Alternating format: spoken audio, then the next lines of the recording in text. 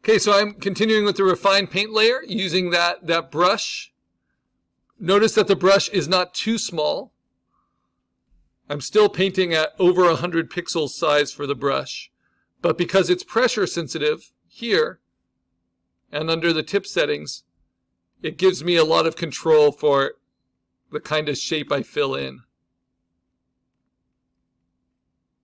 just based on how hard I press.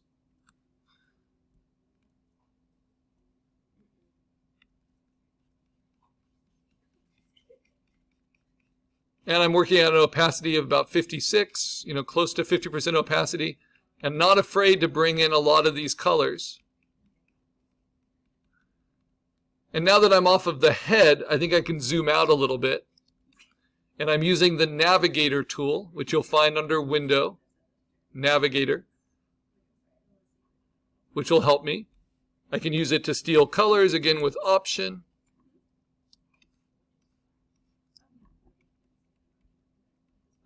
And where the Navigator is really helpful is it shows me the big picture.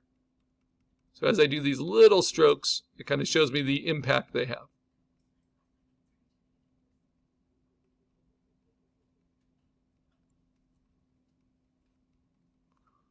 But always ask yourself, why are you painting it? What are you trying to get out of it? We're not just trying to make a reproduction of a photograph. We're trying to put some of our own interest and personality into it. So I really want to play with that kind of feathered texture idea. In fact, there's a real bird like this just south of the American border. It's pretty cool.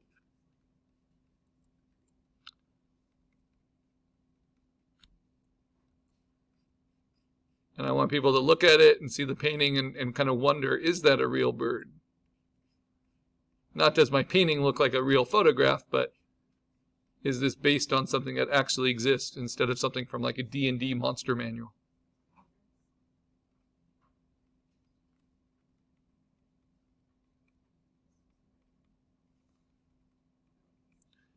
Now, even though I'm on refined painting, it's never too late to kind of adjust your base painting, right? You can always just unlock it.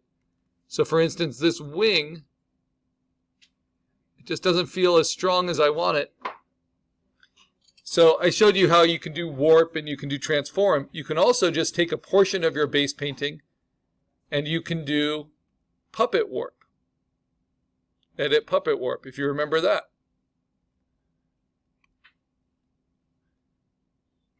And that's where kind of understanding, especially in a animal, like where the bone structures would be, right? Whoops. Wasn't patient enough. I can plot the anchors for like the tip of the wing and then where the joints would be. And lock the rest.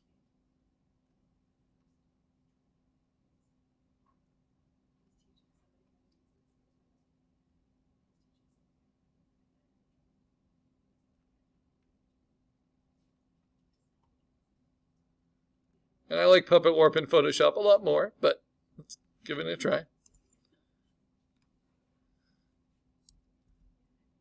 Okay, and then see, do I like that shape of the wing better? So it looked like it was warping everything, but all it was warping was the selection that I made of the wing. Yeah, and I do. I like that position of the wing better. So even though I'm on refined paint, doesn't mean I can't unlock base painting and do something different underneath. It's a combination of everything. So this is my base painting layer so far, or my refined paint layer so far. And the base painting is all of those more basic pixels that I'm trying to give more complexity to. So when I really zoom in, it's a pretty interesting paint texture. Lots of different pixels, lots of different textures, lots of different effects. Even just using one brush.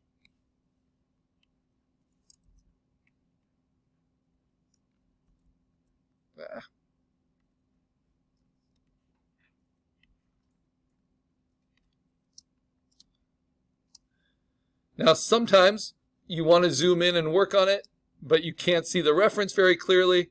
That's why I like to have my reference on a separate layer. And I can always just do something like this. Just bring it over. Right? I like all the contrast in that reference. So I'm just bringing over the reference temporarily. Make sure you lock it so you don't accidentally paint on that layer. And now I can see them in paint all in one place. I can also steal color from it. There's a lot of purples and pinks that I can use for the refined painting. And because I'm at the lower opacity, I don't need to worry about losing my overall understanding of it from before.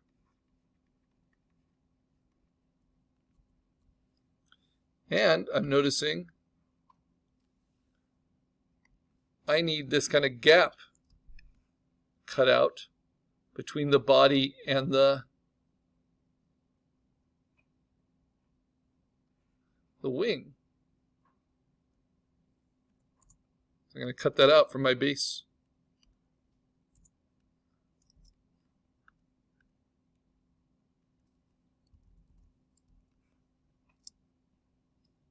So there's often going to be adjustments you make as you go. Do not use the eraser because it often won't erase at full opacity. And do not just paint with the background color because that's not the same as deleting pixels. That's just adding more pixels of a color you don't want in with your paint layer. So I recommend the lasso and delete when you want to reshape or get rid of an area of painting. Or just paint it over with a paint that you do want. When it has to do with the silhouette, you want to use that lasso.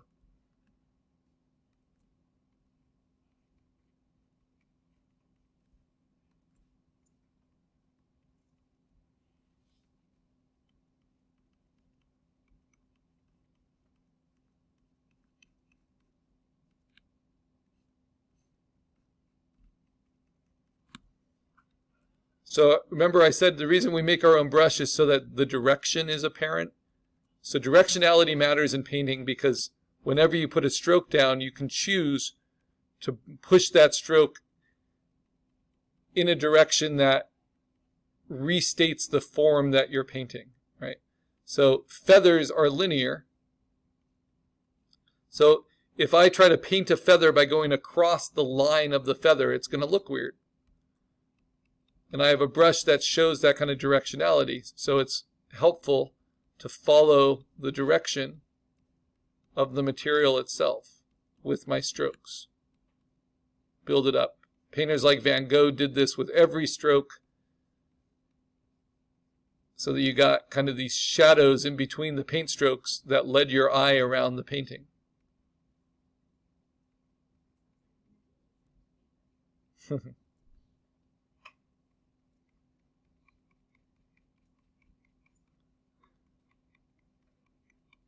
And it might just because I'm not a big fan of like the airbrush aesthetic where you don't have any directionality to the strokes. You know, everything's just a cloud of edges.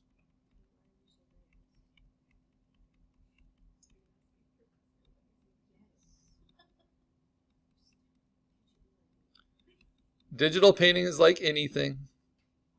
The more you do it, the better you get. But yeah, just like any of our assignments, not everyone's going to latch on to these techniques. You know, you can use the ones you like from the class. And that's because our next project, you totally get to decide what techniques you use, right? You might do it all with vectors. You might do it all with compositing. You might do it with a combination of digital painting and digital coloring.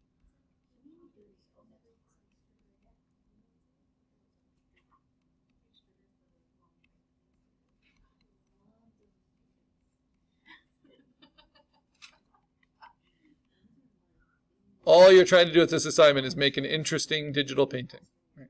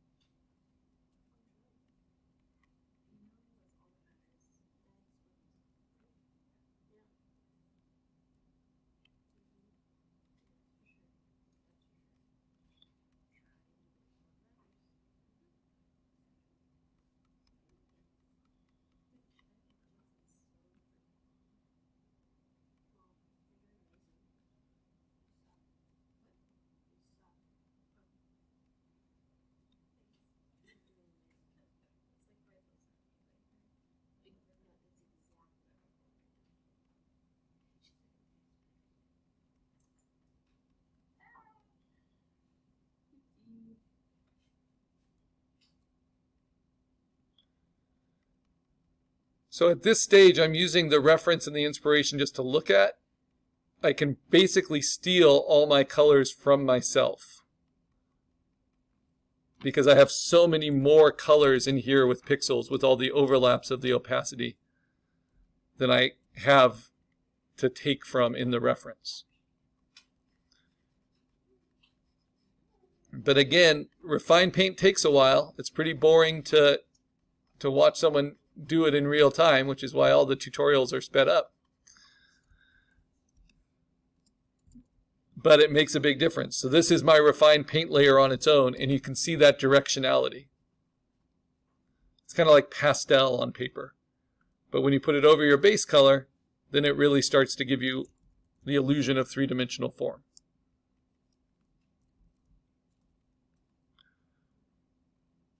And it's about as opposite from digital coloring as you can get in terms of like shapes being outlined and filled in. It's way looser than that. It also depends on your tastes in painting and the kind of styles you're trying to emulate or suggest. And I think you should be open to pushing those preferences, which is why I suggest the AI generative tools just for inspiration, for shapes and for inspiration.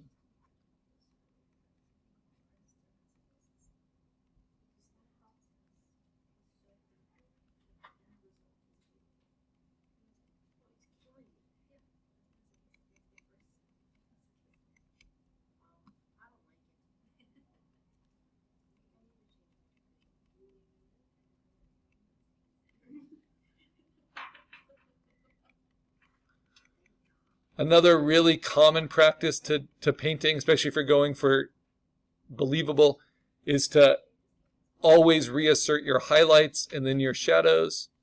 So kind of painting it a little bit too bright in your highlights and then knocking it back down. Same thing with your shadows, paint it a little too dark. Like on the wing here, you kind of outline it where you want a shadow and then knock it back down. That's why we're painting at kind of 60% opacity.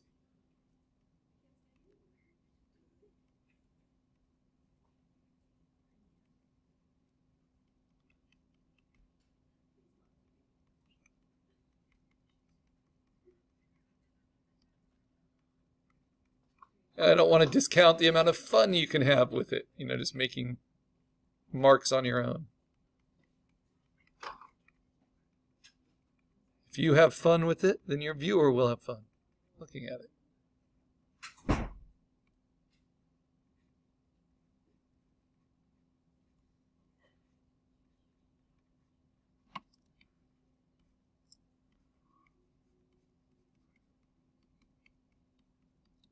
Anytime I wonder what I need to do, I just turn off my base painting layer and I can see all the areas I haven't filled in with refined painting.